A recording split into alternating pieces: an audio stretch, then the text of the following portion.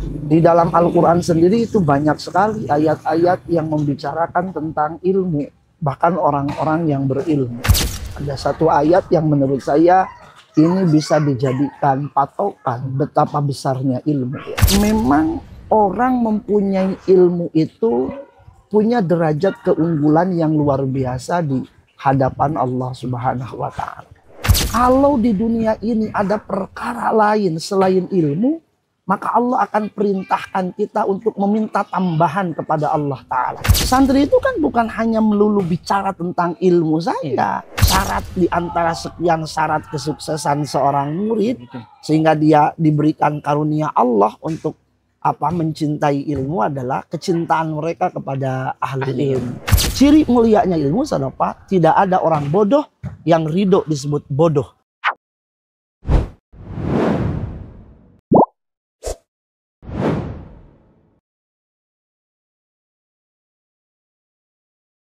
Bismillahirrahmanirrahim. Assalamualaikum warahmatullahi wabarakatuh. Waalaikumsalam. Kita kembali lagi pada Condong Podcast. Saya Naufal Hiban Firdaus sebagai redaktur Condong ID akan memandu kegiatan podcast kita pada siang hari ini. Mungkin ini melanjutkan dari pembahasan pekan lalu, Ustadz. Jadi pembahasan pekan lalu tentang kitab kuning dan tradisi pesantren. Mungkin hari ini tema kita adalah ilmu dan amal dalam Islam gitu. Secara umum seperti kita ketahui, ilmu dan amal di dalam Islam ini adalah satu atau dua hal yang berkaitan satu sama lain, tidak bisa dilepaskan, sehingga di dalam tradisi pesantren kita mengenal setelah kita belajar, setelah kita mendapatkan ilmu, kita pasti harus mengamalkannya, dan para kiai, para ulama itu selalu menyampaikan hal-hal tersebut dalam kitab-kitabnya gitu. Maka di dalam tradisi pesantren kita mengalami yang namanya setelah belajar pasti praktek. Setelah belajar kita amalkan di rumah. Setelah belajar kita amalkan di masyarakat. Apapun yang sudah kita dapatkan, sekecil apapun pesan dari kiai, pesan dari para ulama adalah kita sampaikan kepada masyarakat walaupun hanya sedikit, seperti itu. Ini adalah bentuk bahwasanya Islam itu menempatkan ilmu dan amal itu dalam sesuatu hal yang posisi unik gitu, bisa dikatakan, karena berbeda dari hal lainnya. Maka untuk melihat hal ini, pada kesempatan kali ini kita kedatangan tamu yang luar biasa, kedatangan tokoh luar biasa. Beliau adalah pengajar di pesantren Condong, pengajar di SMA, dan juga sekaligus dosen di Sekolah Tinggi Ilmu Adab dan Budaya Islam. Selain itu, beliau juga adalah tokoh aktif di berbagai organisasi, salah satunya di Lembaga Dakwah PWNU Jawa Barat, juga sebagai Ketua Tanfidiyah MWCNU Kecamatan Ciberem, Kota Tasikmalaya. Untuk membahas lebih lanjut terkait ilmu dan amal dalam Islam, maka kita persilahkan saja kepada Ustaz Mufti. Ustaz Mufti, apa kabar? Alhamdulillah. Alhamdulillah. Gimana Zanopa, sehat? Alhamdulillah. Baik, kita lanjutkan kepada pembahasan tentang ilmu dan amal. Mungkin tadi sudah disinggung bagaimana Islam menempatkan posisi ilmu dan amal secara kedudukan tinggi atau kedudukan yang unik. Ini bagaimana ya, Ustaz? Baik. Bismillahirrahmanirrahim. Alhamdulillahirabbil alamin. Wassalatu wassalamu ala rasulil karim Sayyidina Muhammad wa ala alihi wa sahbihi ajma'in. Ustaz Naufal yang kami hormati, para pemirsa yang kami hormati, kalau kita berbicara tentang ilmu, juga posisi ilmu dalam pandangan Islam, otomatis kita harus merujuk bagaimana Al-Quran berbicara tentang ilmu. Di dalam Al-Quran sendiri itu banyak sekali ayat-ayat yang membicarakan tentang ilmu, bahkan orang-orang yang berilmu. Contohlah, ada satu ayat yang menurut saya ini bisa dijadikan patokan betapa besarnya ilmu. Allah mengatakan, yarfa'illahu alladzina amanu minkum walladzina utul ilma darajat. Di sini menggunakan jamak ya, darajat. Allah akan mengangkat derajat orang yang beriman, tetapi ketika berbicara tentang orang-orang berilmu itu menggunakan jamak darajat. Beberapa tingkat derajatnya sangat tinggi sekali di hadapan Allah Subhanahu wa Ta'ala. Ada satu kitab tafsir karya Imam Ibnu Ajibah, namanya Al-Bahrul Madid. fi tafsiril Qur'anil Majid, itu beliau menyebutkan bahwa memang orang mempunyai ilmu itu punya derajat keunggulan yang luar biasa di hadapan Allah Subhanahu wa taala. Tetapi ketika orang mampu mengaktualisasikan, mengamalkan ilmu itu sendiri, itu yazidu fi rutbatih. Itu bisa meningkatkan makom derajat dia di hadapan Allah Subhanahu wa taala. Sehingga kalau berbicara tentang Islam, Islam itu bukan hanya membicarakan ilmu itu sendiri, tetapi aktualisasi terhadap ilmu itu, pengamalan terhadap ilmu itu sendiri. Ada lagi kemudian ayat yang menurut saya ini sangat luar biasa. Allah mengatakan, wa qul rabbi zidni ilman. Katakan oleh Anda, rabbi zidni ilman. Ya Allah, tambahkanlah untukku ilmu. Ini kata para ulama, para mufassir, itu beliau mengatakan, kalau di dunia ini ada perkara lain selain ilmu, maka Allah akan perintahkan kita untuk meminta tambahan kepada Allah Ta'ala. Tetapi Allah memilih ilmu dan kita diperintahkan untuk meminta tambahan ilmu dari Allah Ta'ala. Ini pertanda tentang bagaimana tingginya ilmu di hadapan Allah Subhanahu wa Ta'ala. Atau dalam konteks kita di dalam agama Islam itu sendiri. Gitu mungkin Ustaz Nopal. Apalagi Ustaz, kalau kita rujuk contohnya dalam sejarah ya, umat Islam itu pernah hijrah ke negeri Habasyah. Di antaranya itu Sayyiduna Ja'far bin Abi Thalib yang dipimpin oleh beliau. Itu Raja Najasyi pernah dikomplain oleh Amr bin As. Amr bin As itu pada saat pada saat kejadian itu belum masuk Islam ya, masih menjadi tokoh Quraisy gitu ya. Kemudian Raja Najasyi itu mengatakan, sebenarnya Anda itu apa dan bagaimana sehingga bisa memeluk Islam gitu. Ini yang saya masih ingat kutipannya. Sayyiduna Ja'far bin Abi Thalib mengatakan, kunna qauman jahiliyatin. Kami sebelum datang Islam itu ya jahiliyah itu ya. Na'kulul mayyitata wa na'budul asnama. Kami makan bangkai, lalu kami pun menyembah berhala gitu ya. Wa naqfa'ul arhama. Kami kemudian tidak pernah bersilaturahmi. Wanusi uljirana, berinteraksi sosial tidak baik gitu. Hatta ba'atsallahu ilaina rasulan minna. Sampai akhirnya Allah Ta'ala mengutus seorang utusan dari kami kepada kami, dan kami na'rifu nasabahu wa sidqahu wa amanatahu. Kami mengetahui bagaimana nasabnya, bagaimana kejujurannya, reputasinya kami tahu. Maka kemudian Nabi Muhammad mengajak kepada ilmu, mengajak kepada pengetahuan.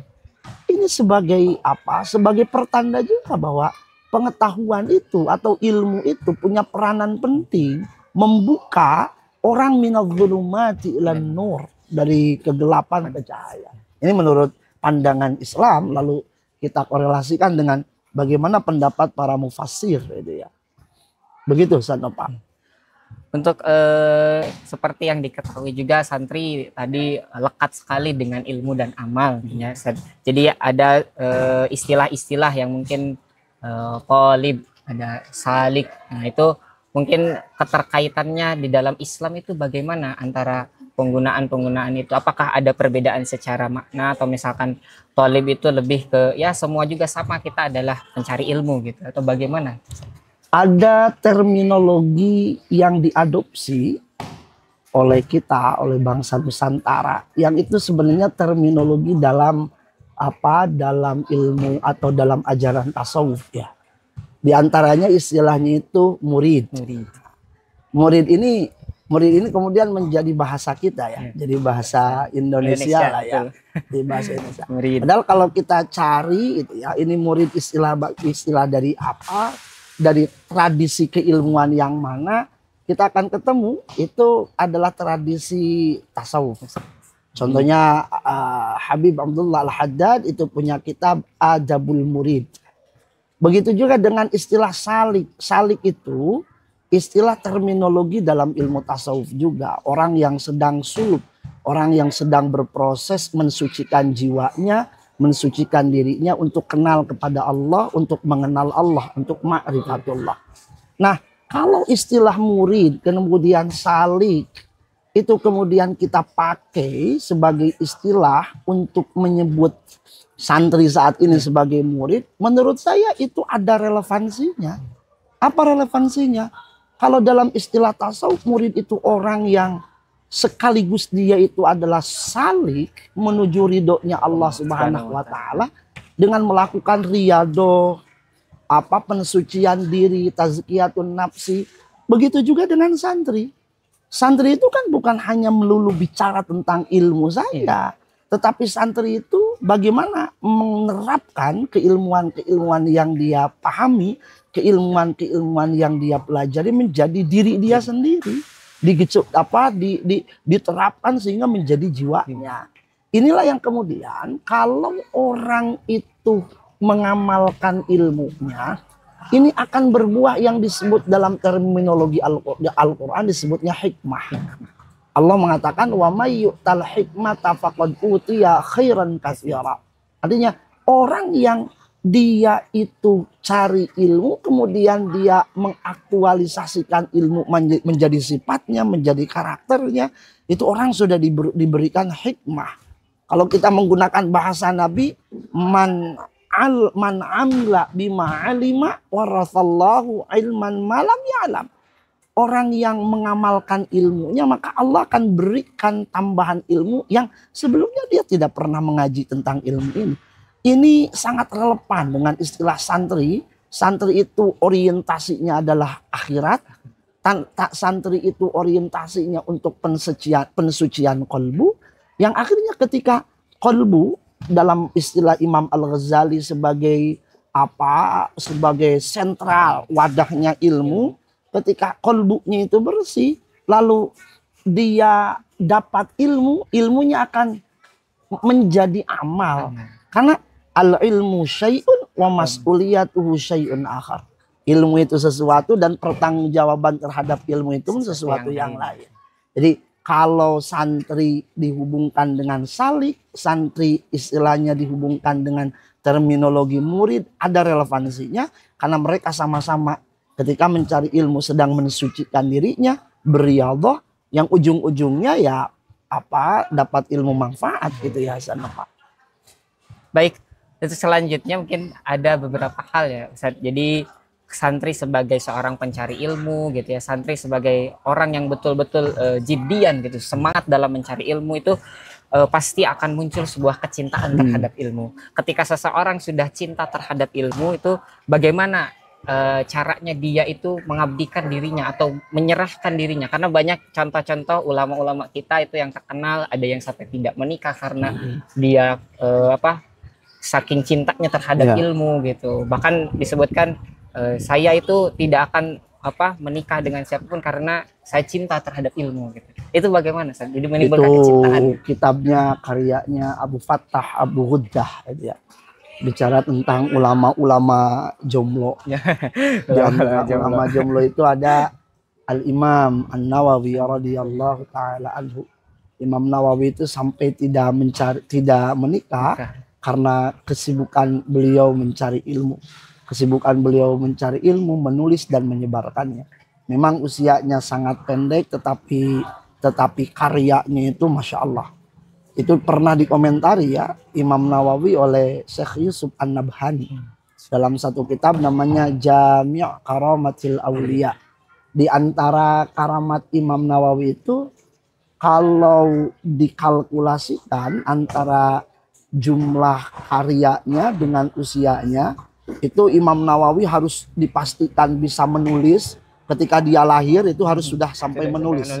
Saking karyanya banyak. Gitu ya, karya. Nah, otomatis kecintaan mereka terhadap ilmu kan ini anugerah dari Allah Subhanahu wa taala. Kenapa Allah memberikan mereka para ulama itu kecintaan kepada ilmu? Karena mereka Allah pilih untuk mencintai ilmu. Nah, menanamkan kecintaan kepada ilmu itu ini barang mahal ya. Sangat mahal sekali. Karena satu-satunya identitas keilmuan dan orang berilmu itu disebut oleh Allah Subhanahu wa taala, gelarnya hanya ulama. Innama yakhsyallaha min ibadihil ulama. Nah, bagaimana menanamkan kecintaan ini? Salah satu caranya Anda kalau melihat ayat Al-Qur'an ya, kenapa ada kisah-kisah nabi-nabi terdahulu itu linusabbit biha fuadaka. Dengan kisah-kisah itu agar Anda hatinya diperkuat oleh Allah Subhanahu wa taala. Jadi salah satu caranya untuk supaya kita mencintai ilmu ya, banyaklah Anda mendengar cerita para ulama bagaimana kecintaan mereka terhadap ilmu, dan kecintaan kepada ilmu itu tidak tiba-tiba datang. Tidak tiba-tiba datang. Dulu di Jakarta ada namanya seorang Kiai Syafi'i Hazami gitu ya. Sampai dia jazab terhadap ilmu. Itu berhari-hari bisa di kamarnya sendiri itu untuk memutolaah kitab gitu ya, membaca kitab. Sampai seperti itu bagaimana? Ya Allah anugerahkan kecintaan mereka kepada ilmu karena mereka sudah tahu bagaimana berharganya ilmu. Bagaimana besarnya atau besar nilai ilmu itu sendiri. Karena ilmu itu adalah mutiara. Dan Allah akan kasih bagaimana mahalnya mutiara ini bagi orang-orang yang ngerti apa itu mutiara, bagaimana nilainya itu. Ya kita semua sedang mencari ilmu, tetapi diberikan ladzah dalam mencari ilmu, diberikan kegilaan dengan ilmu itu sesuatu yang lain ya. Jadi ya salah satunya menurut saya cara paling baik supaya kita mencintai ilmu, cara paling awal itu ya dengan mencintai ahli ilmu. Karena Ustaz Nova kan kita ngaji ta'lim muta'allim. Ya, kemudian dulu kita pernah baca Minhajul Muta'allimin karyanya Al-Imam Abu Hamid Al-Ghazali. Di sana diceritakan bahwa syarat di antara sekian syarat kesuksesan seorang murid sehingga dia diberikan karunia Allah untuk mencintai ilmu adalah kecintaan mereka kepada ahli ilmu, ulama. Siapapun ulamanya, siapapun ulama. Hatta seandainya mereka bukan guru kita, tapi identitas mereka sebagai ulama, kita mesti mencintainya. Apalagi itu adalah guru kita, itu double ya kecintaan kita, ketakliman kita. Ini yang menurut saya semakin hilang karena kisah-kisah ulama-ulama kita, ulama-ulama terdahulu itu tergantikan dengan kisah-kisah kartun gitu ya. Iya. Atau kisah-kisah percintaan di FTV misalnya. Sinetron. Iya, saya sangat membayangkan kalau ada film-film yang menceritakan bagaimana kegigihan para ulama ketika mencari ilmu. Bagaimana kalau dulu ada Sang Surya gitu ya, kemudian ada Sang Kiai. Itu salah satu cara untuk menumbuhkan kecintaan kita kepada ilmu ya dengan mencintai ahli ilmu.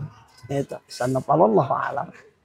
Baik, jadi luar biasa sekali untuk santri itu sebagai orang yang bersinggungan secara sering sekali gitu ya, karena 24 jam dengan ahlul ilmi gitu ya, dengan ulama, dengan guru-guru, dengan kiai, maka ya kita sebagai yang memang terus-terusan hidup di antara mereka gitu ya, mencari berkah dari mereka karena alimnya mereka gitu.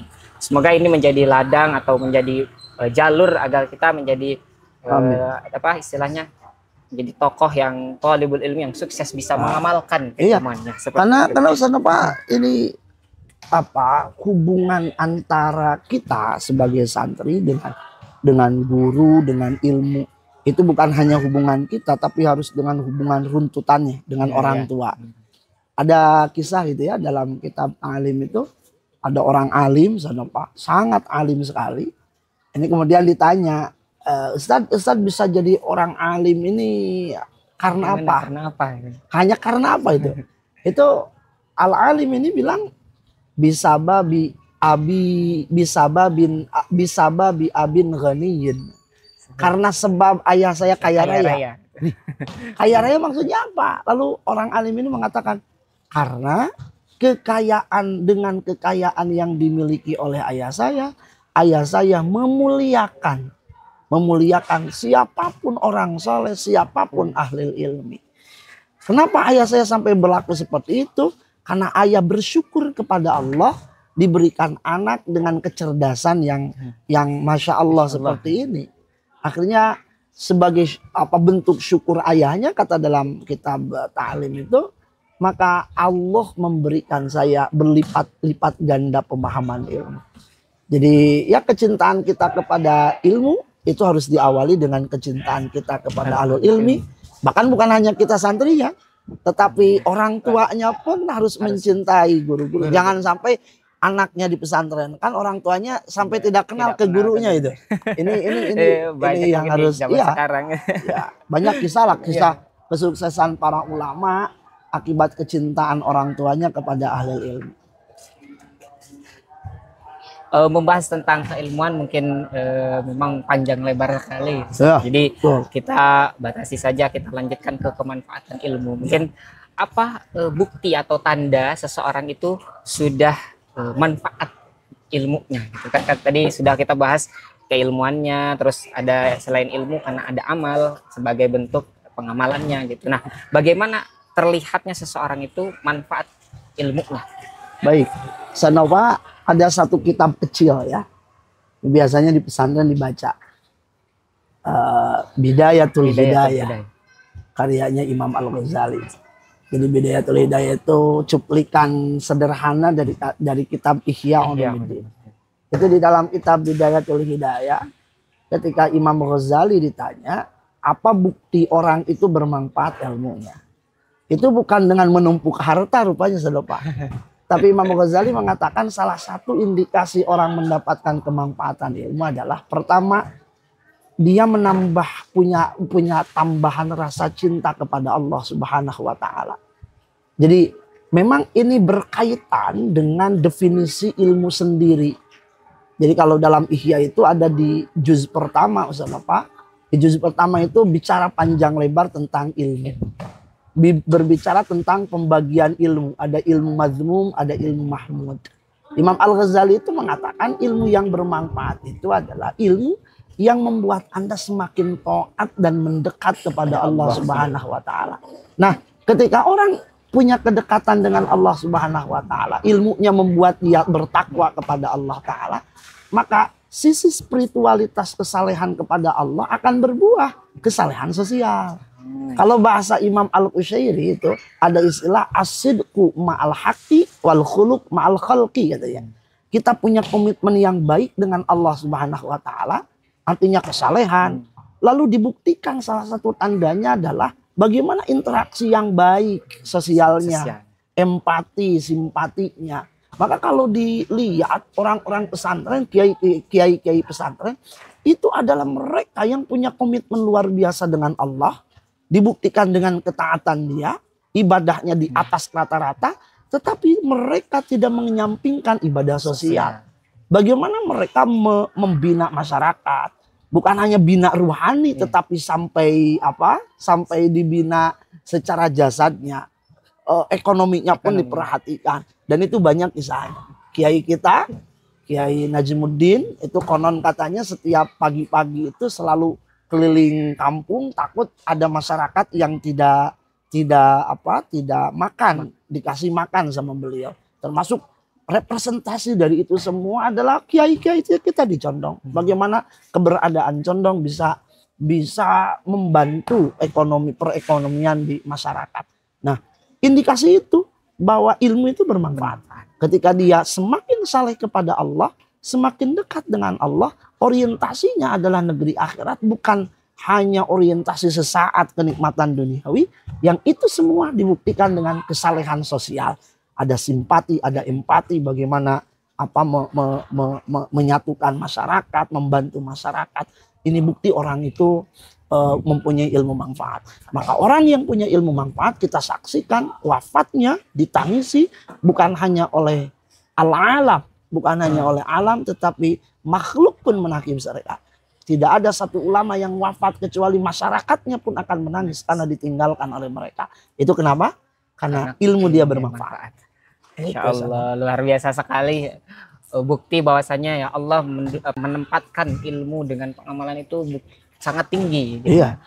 siapa yang bersentuhan atau siapa yang memilikinya itu pasti akan menjadi orang yang mulia. Betul. Gitu ya.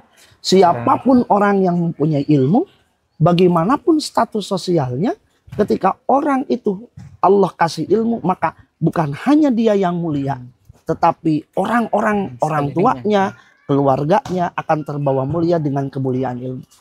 Ciri mulianya ilmu adalah tidak ada orang bodoh yang ridho disebut bodoh. Akibat bodoh itu aib. Sebodoh-bodohnya orang bodoh, tetap mereka ingin disebut orang pintar. Karena mulianya ilmu itu. Ya Allah, Masya Allah. Baik, itu mungkin Mufti terkait pembahasan kita pada siang hari ini. Jadi Allah Subhanahu Wa Taala sudah apa istilahnya berfirman di dalam tadi surah Al-Mujadalah tentang yarfa'illahul ladzina amanu minkum walladzina utul ilma darajat, tentang bukti bahwasanya orang yang berdekatan dengan ilmu, ya, orang yang melakukan pengamalan atas ilmu-ilmunya itu derajatnya dibagikan oleh Allah Subhanahu Wa Taala. Mengutip juga salah satu mahfudzat mungkin yang familiar bagi teman-teman santri. Jadi ada al-ilmu bila amalin asyajari bila tamarin. Jadi ada lagi satu hadis Imam Ad-Darimi. Imam Ad-Darimi itu ini hadis dari seorang sahabat Abdullah ibn Abbas. Ini tentang mulianya ilmu. Nabi mengatakan innama bu'itsu mu'alliman. Aku itu diutus oleh Allah Ta'ala untuk mengajarkan. Sebagai pengajar, mengajarkan ilmu. Itu kisah, walaupun ini hadis memang statusnya dhaif, tetapi tidak terlalu dhaif gitu ya. Nabi melihat di Masjid Nabawi itu ada orang yang sedang ibadah gitu. Lalu ada orang yang lagi tafakuh fiddin. Kata Nabi, yang lagi ibadah, yang lagi zikir ini bagus. Tetapi Nabi kemudian lebih memilih berkumpul dengan orang yang sedang mengajarkan ilmu. Lalu Nabi ketika duduk di sana, innama bu'itsu mu'alliman. Ini sebagai pertanda bahwa ya ilmu itu mulia. Dengan ilmu Nabi membangun peradaban ini. Insyaallah sekali. Baik. Mungkin teman-teman pemirsa semuanya, ini podcast kita yang kedua, yaitu tentang ilmu dan amal di dalam Islam yang begitu sudah jelas dipaparkan oleh Ustaz Mufti. Ini membuktikan bahwasanya kita sebagai santri harus betul-betul belajar bagaimana kita mendapatkan ilmu, mencari keberkahan dari para guru-guru kita, para kiai, ya, para ulama-ulama di sekeliling kita, sehingga kita menjadi bagian dari ahlul ilmi, ya. Amin. Baik. Terima kasih Ustaz Mufti sudah hadir pada siang hari ini dengan kondisi yang mungkin di luar, jadi ada sedikit rame gitu ya. Karena kita sedang coba untuk podcast ini terus bergerak gitu. Jadi biar ada hal-hal yang bisa dibagikan seputar pengalaman-pengalaman di pesantren Condong, bahwasanya pesantren Condong itu bukti menjadi tempat lahirnya para alim, para alimin. Baik, terima kasih para pemirsa semua. Mungkin saya sebagai host pada siang hari ini pamit. Wallahul muwafiq ila aqwamit thoriq. Wassalamualaikum warahmatullahi wabarakatuh. Waalaikumsalam warahmatullahi wabarakatuh.